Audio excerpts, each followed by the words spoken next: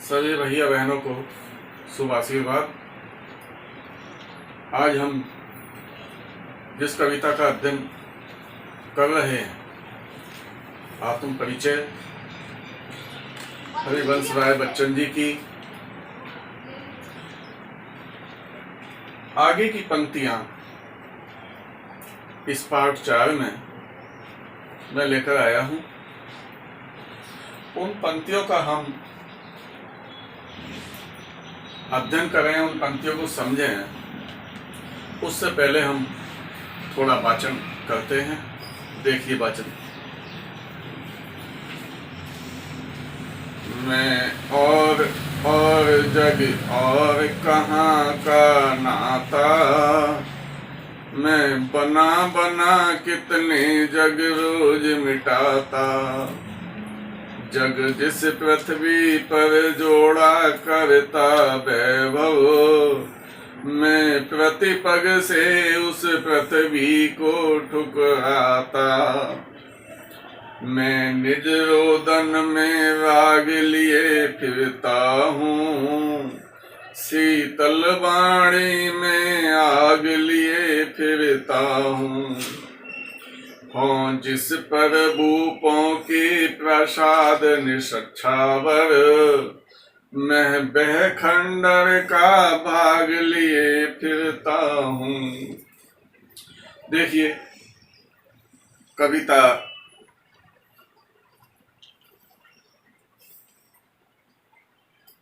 कितनी सुंदर है, रहस्यमयी है। और वो अपनी उसी बात पर बच्चन जी चल रहे हैं। प्रेम यानी उसी प्रेम की खोज में, उसी प्रेम को समझने में पूरी कविता में लगे। और इस संसार से, क्योंकि ये संसार उसके स्वरूप को नहीं समझ रहा है, जिसके कारण तमाम दुखों के आगोश में तमाम कष्ट वो झेलता है, और वो समझाने का बार बार प्रयास कर रहे हैं। और इस संसार को और अपने नाते को कुछ अलग ही मानते हैं। मैं और जग और, देखिए इसमें और शब्द के चमत्कार में देख आइए। मैं और यानी मैं दूसरा हूं, और ये बीच में शब्द समुच्चय वाचक है। तथा जग और ये संसार कुछ अलग है, अर्थात मेरे विचारों से ये संसार मुझे भिन्न दिखाई देता है, क्योंकि इस संसार में प्रेम का अभाव है।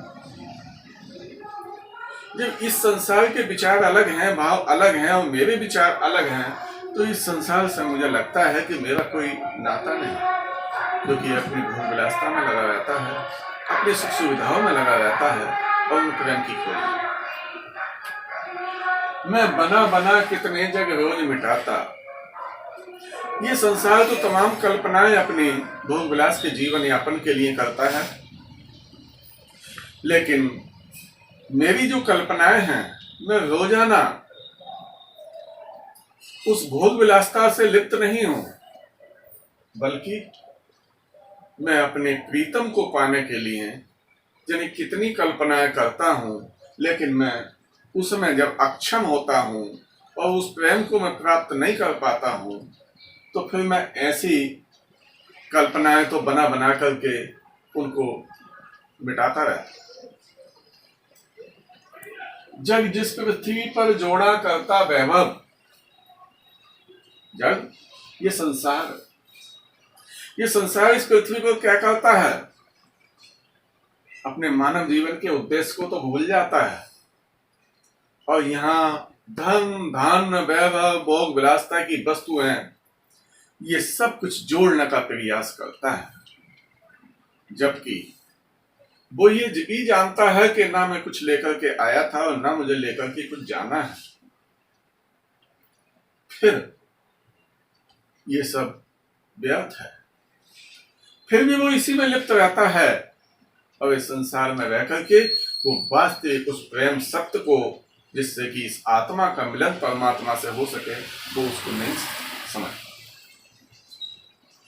मैं प्रतिपग से उस पृथ्वी को ठुकराता, और जिस पृथ्वी पर यह होता है, यानी समाज अपने भोग विलास लोभ लिप्सा छल कपट में लगा रहता है, मुझे ये पृथ्वी, मुझे वो विचार, मुझे ये संसार का रूप मुझे पसंद नहीं।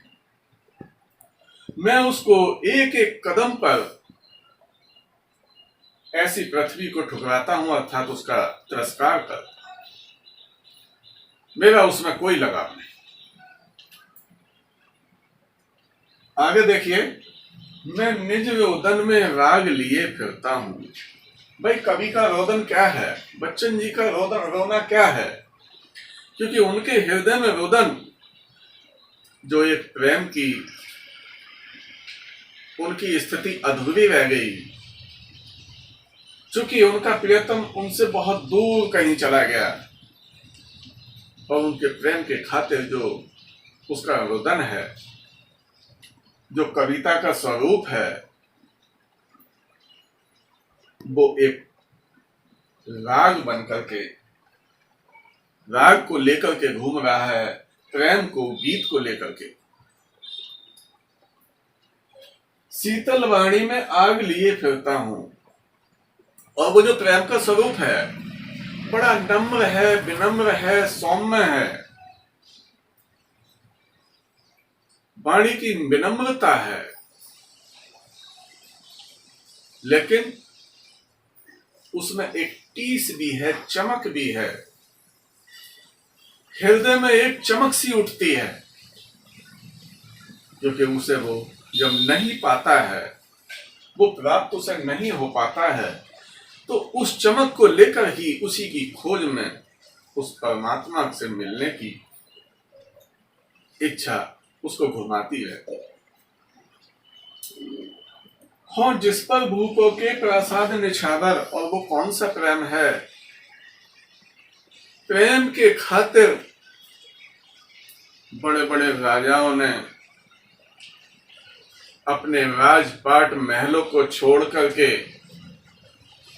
उस प्रेम को ढूंढने के लिए निकल गए। उन्होंने उन राजाओं के बड़े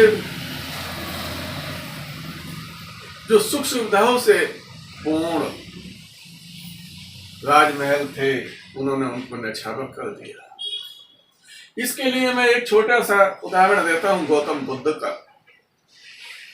परमात्मा की खोज में अपनी सुंदर पत्नी और अपने छोटे से सुंदर बेटे को बिना बताए ही रात्रि में निकल गए। राजपाट उनके लिए तुच्छ हो गया। किस खातिर? उस परमात्मा से मिलने। और मैं तो उन भूपों के जो स्वरूप थे, मैं तो उनके प्रेम का एक छोटा सा खंडहर, एक अंश हूं, जिसे लेकर के घूम रहा हूं। और इस संसार को मैं उसको एक तथ्यपूर्ण दिशा निर्देश देना चाहता हूं, क्योंकि वास्तव में जीवन का सत्य प्रेम है। और वो प्रेम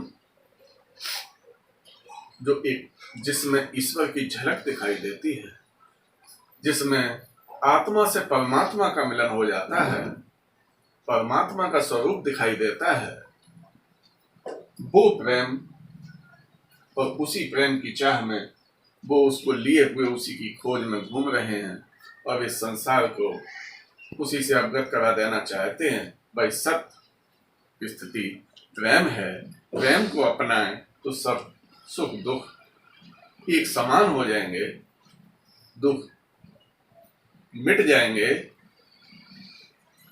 यही वो समझाना चाहता है।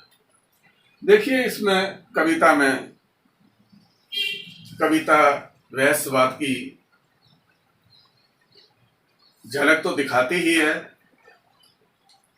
छायावादी, हालावादी, प्रवर्तक हरिवंश राय बच्चन के जो अपने विचार हैं, अपनी भावना है इस संसार को कुछ समझाने की, वो कविता में झलकती है। काव्य के चमत्कार के रूप में मैं और जब और यहाँ यमक अलंकार दिखाई देता है, बना बना इसमें अनुप्रास अलंकार है। मैं निज रोदन में राग और शीतल वाणी में आग विरोधाभास अलंकार है, जिसके कारण कविता में रोचकता उत्पन्न हो गई है। कविता अपने स्वरूप से एक सुंदर रचना के रूप में भी दिखाई देती है। भाषा सरस है, कोमल है, विचारपूर्ण है, खड़ी बोली है, अलंकारों का समावेश है।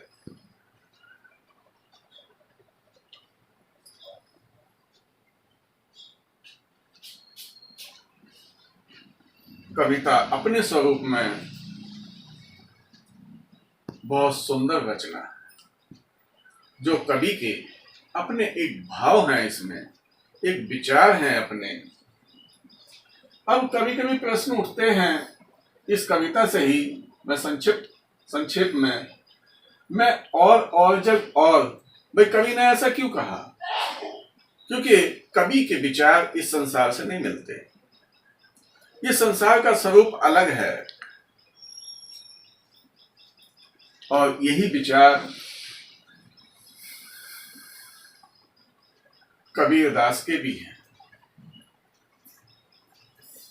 अब देखिए दूसरी पंक्ति में, बना बना कितने जग रोज मिटाता। अरे भाई कौन से जगहों को मिटाता है? जो उसके प्यार के, प्रेम के स्वरूप की जो कल्पनाएं उमड़ उमड़ के आती हैं और उसको पाने का प्रयास करता है, और जब वो उसमें ये पाता है, अक्षम है, उसको पाने में असमर्थ है, तो वो उन कल्पनाओं को मिटा देता है। पृथ्वी पर वैभव जोड़ने की बात क्यों आई है? क्योंकि ये संसार इस पृथ्वी पे आकर के रात दिन अपना सब कुछ वास्तविक स्थिति को भूल करके खूब जैसे भी छल कपट जिस प्रकार से भी हो वो धन जोड़ने में लग जाता है, जबकि वो व्यर्थ है। और कवि का मानना है कि वो ऐसी पृथ्वी को नहीं महत्व। निज रोदन में राग, उसका रोदन क्या है? उसकी कविता में जो रोदन है, और सुनने वाले उस रोदन को सुनने वाले उसको गीत कहते हैं। लेकिन उस रोदन में उसका प्रेम है, वो प्रेम को दिखा देना चाहता है, और वो सब स्वरूप वो अपनी शीतल विनम्र वाणी में उसको उपस्थित करता है। लेकिन फिर भी उस वाणी में कई आग, चमक, प्रभाव, कांति दिखाई देती है। उसको टीस है कि मैं क्यों इसमें सफल नहीं हो पा रहा हूं। जिस पर भूपों के, भाई जिस प्रेम के खातिर राजाओं के अपने सब धन दौलत राजमहल सब निछावर करता है, कर देते हैं, कभी अपने को उसमें तुच्छ पाता है कि मैं तो एक उसका अंशी हूं, एक भाग ही, जिसको के लेकर के इन पंक्तियों में एक और स्वरूप आता है, जिस पर भूपों के प्रासाद निछावर। वो चाहता है कि जिसमें लोग अपने धन धान्य वैभव के द्वारा बहुत बहुत भोग विलासता की वस्तुएं जोड़ने के लिए, अच्छे अच्छे भवन बनाने के लिए वो सोचते हैं। तो कवि कहता है कि मैं तो सिर छिपाने के लिए एक छोटा सा खंडक ही चाहता हूं। ये स्वरूप भी कहीं कहीं कविता में झलकता है, लेकिन वास्तविक स्वरूप वो अपने प्रेम को बता देना चाहता है कि उस प्रेम की खातिर उस प्रेम का एक छोटा सा अंश लिए वो घूम रहा है, और ये समाज को वो समझा देना चाहता है। धन्यवाद। इतनी ही आज।